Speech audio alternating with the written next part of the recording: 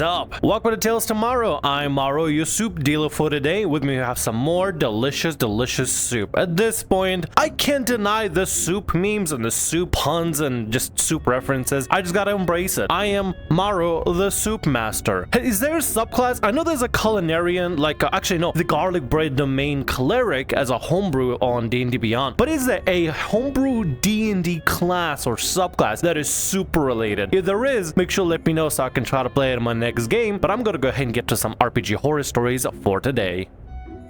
Apparently, I am not gay enough. I joined this game a friend of mine was running because we had done D&D together a while back and he was a bro. Hit the ground running at first, got along with everyone there. One of them, who I haven't met before, was Jess. Initially we got along great, we both shared a story first, gameplay second philosophy. It was a pleasure to be in the scene with her. I was playing a Dragonborn cleric, and I made the decision to base his religion loosely around Catholic theology and philosophy. This includes him being celibate. Boy, do I hate having to introduce that about him, but sadly, it's pertinent. I'm lucky enough to live in a fairly left-wing part of the world, so I've always been open about my homosexuality. So a few sessions in, I made some silly little self-depreciating joke. Just perked up like a dog hearing a can opener and said, "You're gay? Really?" From then on, things took a turn. It was subtle at first, but the way she treated me and the way her character treated mine changed. A lot of that earlier ease was gone. She had taken on a bizarre, integrating tone which hadn't been there before. It should bring up my sexual orientation perhaps too much. Whenever she hear about my interests, sports and pro wrestling and noir movies and the like, there would be these odd little comments. Many of them weren't so bad in isolation, but taken together they were strange. I particularly remember some comments about wrestling.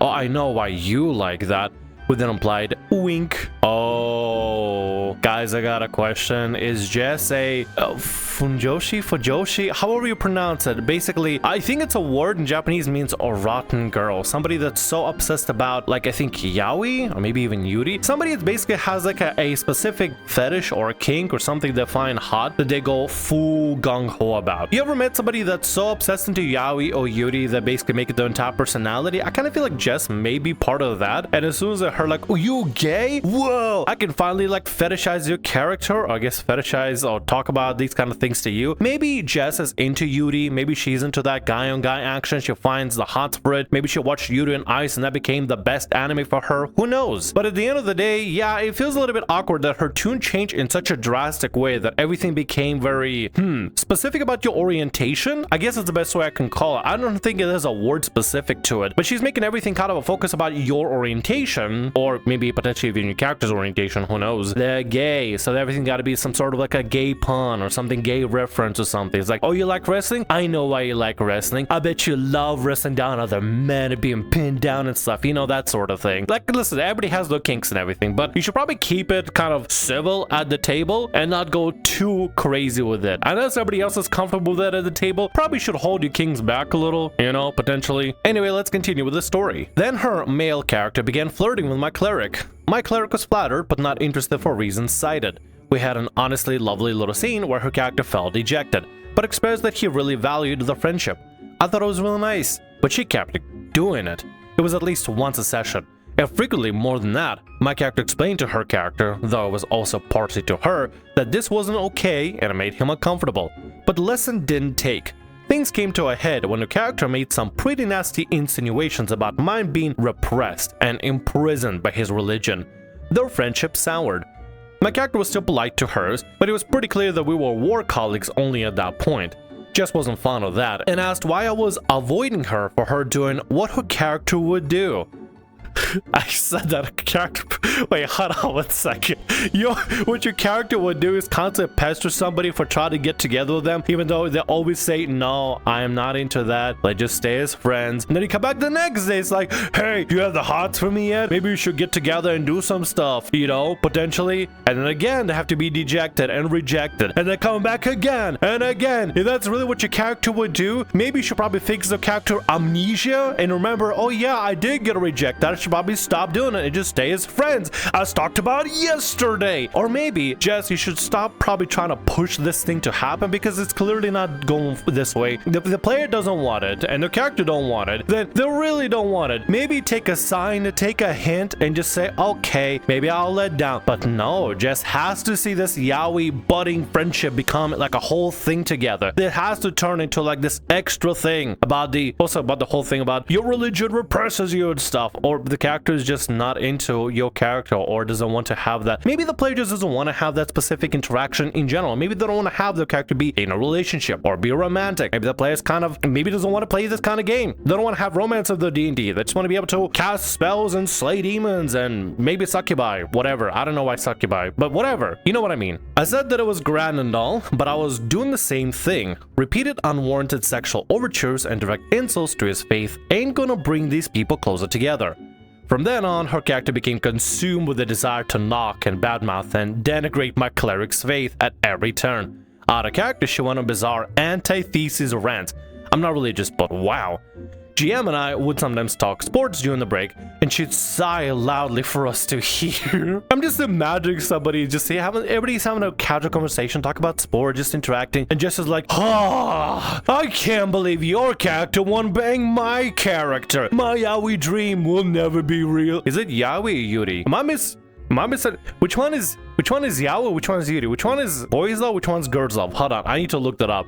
Am I getting my yaois and yuris wrong? Okay, Yuri, genre of Japanese media focusing on intimate relationships between female characters. Okay, gotcha. So then yaoi is the boys love. But still, I find it really absurd that Jess is just there like, oh God, I wish this yaoi? Yeah, yaoi would happen already. God, guys, I can't believe it. My character doesn't get any action with this cleric because theological stuff or whatever.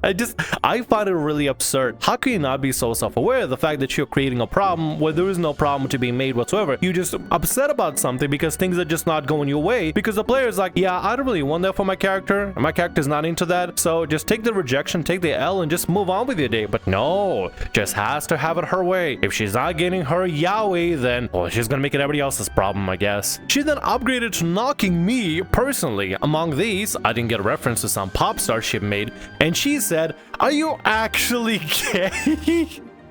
From anyone else, that would have been a funny line. But with her behavior towards me, it seemed kind of like an attack. It made everyone uncomfortable, at least.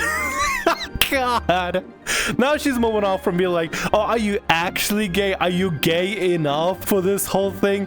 Now you're being judged by some crazy yaoi obsessed Fujoshi. The rotten girl, rotten to the core, because you don't want to get together with her character, with your character, because you don't want to make this yaoi thing happen for her. Is now she's gonna be like, are you actually gay? Are you gay enough? That is absurd. That is insane. This woman is nuts. Actually nuts, dude. Finally, the GM had to tell her to ease up, and she said outright that she was just trying to help me, that I was self-hating gay, who was clearly repressed and making excuses. She cited my cleric's religiosity and my own general predilection for more masculine interests. GM privately offered to kick her, but I wasn't keen on being the interloper who broke up a happy group, so I just left.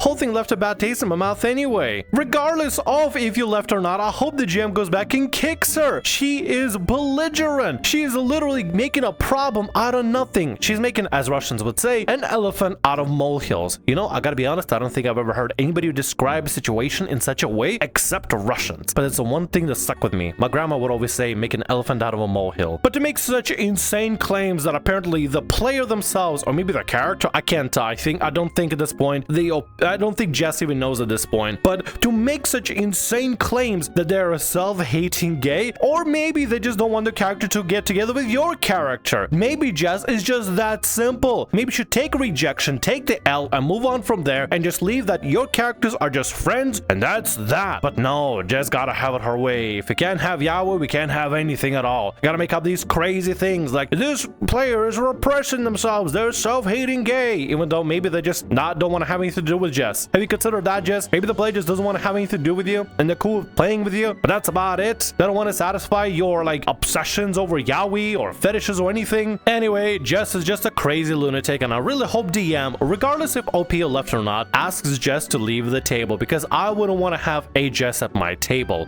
There's not a problem with people they name Jess, but this specific Jess, this Fujoshi, this rotten girl, she's rotten to the core, and she's just, I don't want to have somebody like that, especially if they're gonna make other people uncomfortable like this. Let people be, leave people alone, take a rejection, take the L, move on. Anyway, let's get to the next story for today. Space anime princess is ruining my game. Hi Reddit, so I'm a bit perplexed over the situation. I would appreciate any advice. Also, my blood is boiling, but I'll try to keep this fair and factual. Currently, I'm part of an online D&D campaign, and it is the best campaign of my life. I'm enjoying it immensely, especially since my previous full-blown campaign's ending traumatized me a bit. My new DM, highly recommended, delivered fantastic sessions, great storytelling, balanced spotlight, the works. The one day it all changed when one of the players asked if his wife could join. She supposedly had been bullied out of another game. We're decent people, so we agreed. Later we learned she'd been bullied out several campaigns with different groups.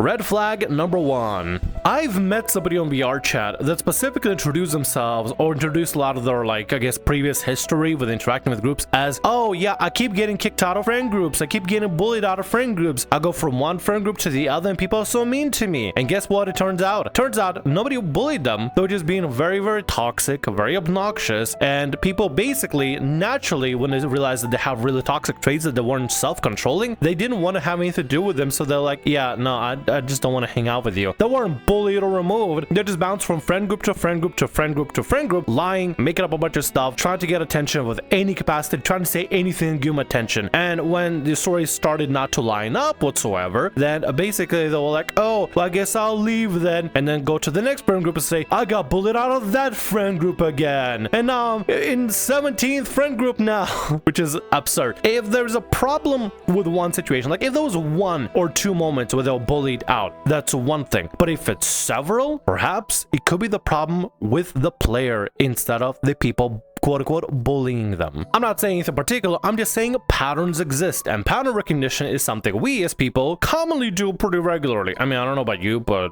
for me, patterns are everything. Immediately want to look at something, my MMO brain kicks in and I see patterns everywhere. Her first action was demanding her paladin character be a literal anime space princess and would not accept any pleadings with us being a ragtag team of homeless scavengers. She would not budge, and the DM compromised, making her an emperor's illegitimate daughter. Not yet confirmed 100%, but enough to keep her satisfied. Red flag number 2. Going with a character concept that you're not willing to budge on in a campaign that you're being invited to politely to join is crazy to me. Absolutely crazy. Diabolical even, if I may say so. That is nuts. You join a campaign that somebody else is already playing and stuff. They probably got their own world, their own lore, their own stuff, and you want to come in and be like, I'm coming in to be a space anime princess, and if I don't get that, I'm gonna be mad and I'll make it everyone else's problem. I'm not willing to compromise. I'm not willing to budge. This is how it has to be. I have to get it my way. Gee, I wonder why you were bullied out of the other groups. Maybe you just didn't clash with those groups because you're not willing to budge on something that's so simple as a character concept. Why not go and join and make something that's similar to the rest of the party? No, have to be an anime princess. We gotta make our own little Mary Sue's and Gary Stews and best space anime princess ever. Probably. I'm assuming it's a Mary Sue story from the way the character doesn't want to budge about it. After some traveling, she started subtly trying to change other PCs to fit in her narrative, masking it with backhanded compliments, such as, wow, your autognome was so much less annoying this time. Keep it up. And my poor autognome monk was not the only received the treatment. This also included comments towards our cute elf warlock and several NPCs. She even started actively referring to other 2 players, including her husband, as my simps. The one day during combat, she threw a fit when the DM hit her with 21 AC anime princess paladin several times. That's not fair. Roll publicly. I don't trust your rolls. We were quite taken aback again, tried to reason with her, after which she claimed she was being bullied again before finally calming down. I can't believe this was happened at the table, and immediately DM was like, okay, hands on deck conversation. This is clearly not working out. At which point do you look at that, look at this experience, right, and say, this is fine, it's okay. She's treating other characters with backhanded compliments and stuff, or backhanded comments. Yeah, maybe it's fine. Maybe it could be the character and stuff, even though the character's kind of sucky in this situation. But also they're making a problem because the character, God forbid, got hit with a high attack. I'm assuming you guys are a high level player party, and AC 20 of 21 can be doable with certain luck and certain enemy stab blocks and stuff. Now, on one hand, you could potentially just change the rules and be like, okay, I'll just roll publicly. I understand some tables where they choose not to roll publicly because sometimes the DM may want to fudge the dice in order to make it better for the players and everything. For me, I kind of like it to roll publicly. I don't know, I kind of like it on the open, no kinks or anything. I just like to roll publicly. Every saves, every attack roll, everything, it's just going to be rolled out publicly and everything. Regardless though, to each their own. Each table is going to have their different things going on, and maybe it might be good to actually consider about public rolls. But the way that the anime Space Princess is approaching the situation and the way they're complaining about it really is not going to put a good positive light on it. There's one thing to give a suggestion, hey, could we have public rolls and stuff so we can make sure that, you know, the rolls are there, and that when if I got hit, I got hit. Fair enough. But I just want to be able to see that it's not just fudging of the rolls and everything, because I had bad experience with it in the past. But no, she's immediately like, no fair, you just tried to kill my character. Wah. Hey sim number 1, hey sim number 2, protect me, or whatever they're doing. I don't know. Either way, she's going over the really bad faith arguments and already has really bad attitude about the whole thing, and I feel like it's not just her character being played in such a weird way, but it's actually the player themselves, potentially. Maybe that's the reason why they got bullied out of several groups. But this time, me and my friend Warlock already approached the DM to discuss how she was making us uncomfortable. He said that he would talk to her, and for the next session, it all died down. So we thought it bore fruit. Then a week ago came a breaking point. Princess multiclass into Warlock. The GM suggested a patron and was crystal clear, both directly and indirectly via NPCs, this patron was evil, would corrupt her, and may exploit her royal bloodline for its own ends. She agreed, as her potential patron promised her an ascension to the throne. We all thought, how cool is that? Her anime paladin will finally be going through an interesting arc. Yet when the DM roleplayed her character's growing bloodlust exactly as warned, Princess was shocked. Princess was outraged. Princess said that her character would never ever feel such dark urges. After the session during our scheduled feedback time, she proclaimed she had a joint complaint against the DM. What exactly is a joint complaint if no one of the party participated, you ask? Turns out she complained to out-of-game friends who knew nothing about the campaign, and accused the DM of stripping her agency as a player, as there was lack of wisdom saves to resist these urges. Guys, she screenshotted those nasty messages and sent them directly to the DM's DMs. The messages where they mocked my DM and questioned his competence. I am fuming even now. If the DM decides to still have this person stay in a game, I think you need to have a talk with your DM. Honestly, for real. Like, clearly the warnings were given. If you pick this patron, they will try to corrupt your character. They will try to do something bad with your character. You have an insatiable bloodlust. Red flags everywhere. Wee woo warning signs. And the player's like, I'll ignore TXD. It's okay. It's fine. And then when suddenly their actions had consequences, what? My bloodlust is growing? And I can't fight it or something? Even though DM clearly gave me warnings and stuff that I clearly ignored? Oh, this DM is such a meanie, such a terrible DM. I'm gonna go complain and rant to my friends about it and have this joint complaint as if words of other people outside of the table really matter that much. It's kind of toxic of her to do that, for real. If she has a complaint, that's one thing, but the way she's approaching it is horrible, horrible to do that to the DM like that. Seeing our DM, a kind, talented person, shaken was heartbreaking, so I lost my cool. I told Princess in no uncertain terms that this was unfair, highly unethical, and a violation of trust. If she didn't trust the DM, she should find a DM that she does trust instead of trying to walk all over my favorite DM. She abruptly left the session, and a person spent 20 minutes consoling our sweet DM. Here's the problem. DM let it slip that she wants to continue playing with her as there are a couple of sessions left anyway, and it was to finish her arc. I already suspect that he is afraid that her husband may leave with her, but hubby is a valuable player and has a great and important character. I love this campaign and the storytelling, but Princess's behavior is ruining my experience, my friend's experience, and our DM's experience. How do I support my DM without enabling her? How do we protect his mental health if she stays? I do not want to pressure him to get rid of her, and my other teammates, although uncomfortable, would like to continue as well. Edit.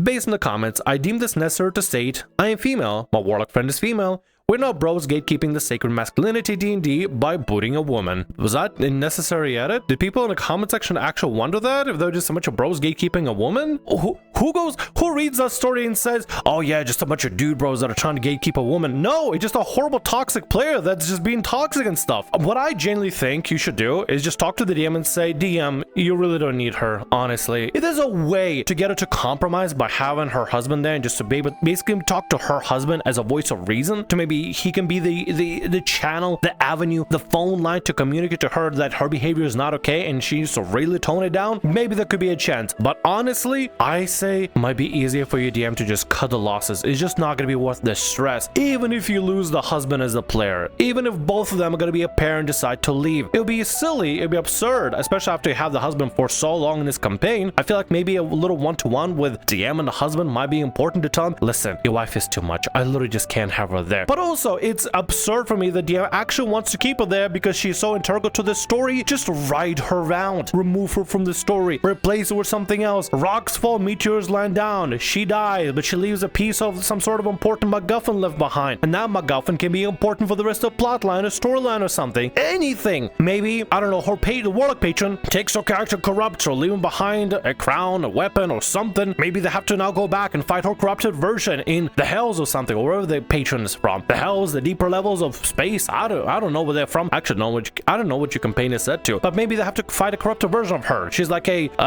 arch space princess from hell now instead of space. I don't know. You could definitely turn it around without having a toxic player there. At the end of the day, is it really worth having her there if she's like going to be obnoxious and horrible to your DM like this? I don't think it's worth it, especially after she was completely toxic to the DM and rattled the nerves for no reason, just to try to be a toxic a-hole. Like, it's no wonder she's being removed for bullying. No, she is the bully. She is the problem. She's just a problem player that nobody wants to deal with. If the behavior lies with her, the problem lies with her. She is a problem and she needs to stop being a problem, or else she's gonna keep getting removed from groups over and over and over again. For the husband to paint it as, oh, everybody just bullying her. No, bud. No, hubby. They're not bullying her. She's a horrible problem player and people just don't want to deal with her crap. That's what's going on here. Either way, I really do hope you guys can convince the DM to just let her go. And if necessary to let the hubby go, let him go too. Honestly, it's probably best to continue with campaign with fewer players and focus on them specifically and swap out something else for this story in order to continue going. Oh, the two players left, the two characters left. Well, they left behind a couple of important MacGuffins. The MacGuffins can be the important plot line to continue the rest of this story. It's not worth dealing with the problem player or the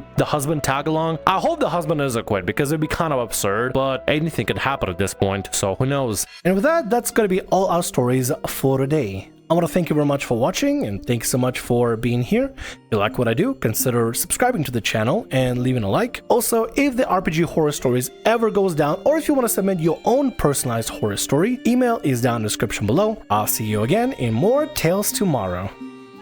Bye-bye.